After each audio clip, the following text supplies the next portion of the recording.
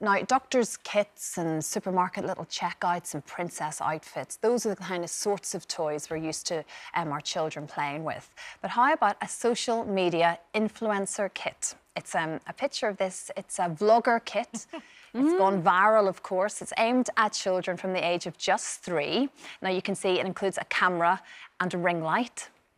So when you first think about that, just on paper, what do you make of that claim? Do you think it's an appropriate present for a 3-year-old? It's the age of 3. You know what? When I first see it and you first mention it, I want to put my head in my hands and go, oh, yeah, please. You know, we're teaching them at 3 that it's all about them and ring lights and cameras and filters.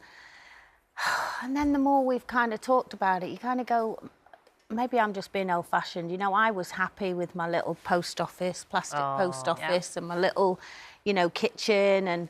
But maybe this is just the world we live in, and I need to get a grip and go, well, these are the toys of the future. But to me, it's just so, in a world where we're constantly, you know, saying about social media and that it can be dangerous for some young people and, you know, make them very self-aware and then very insecure. And now at 3, we're giving them a camera and a ring light. And I don't care whether it works or not, because I wasn't sure if it was actually a ring light and a camera. But yeah, it is just a toy, yes. But it's the idea of a ring light, because the ring light is there to make you look better, and therefore it's all back to image so again. Initially I'm thinking, no, come on, can we not just stick to Lego and things like that when you're 3? And but then fantasy, equally so, you know. we talk about, I mean, 10 years ago, no one knew what a vlogger was. And now there are many people out there are hugely successful off the back of making this a career.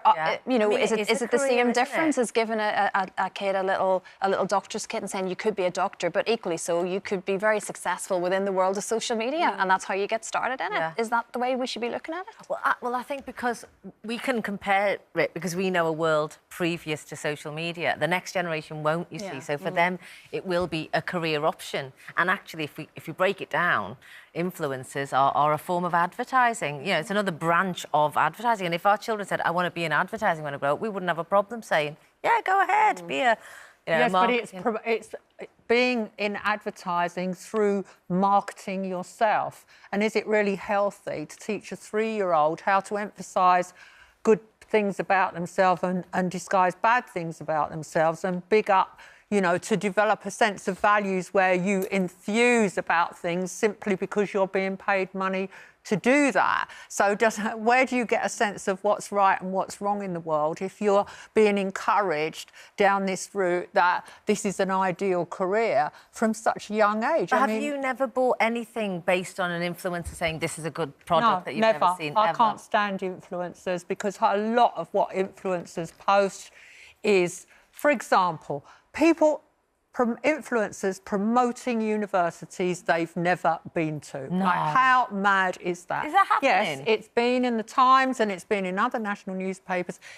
Universities have been paying influencers to say, come to this university, it's absolutely fantastic, and you discover they've either not been to university at all or live in an entirely different part of the country and are simply being paid. But do you not promote things, like, on your own social media? Well, I promoted cauliflower I grew last week. Call up the picture if you want to see it. It's absolutely fantastic. Look, I'm not doing down the whole influencers as a career for the successful ones, but I also think that the images that were in all the newspapers and online last week of the former star of Love Island talking to MPs about her trolling and the ghastliness of what that girl is enduring every day, I find so distressing. And there is a straight line from giving a 3-year-old a little photo to make herself look lovely to thinking that it's OK to comment freely on social media.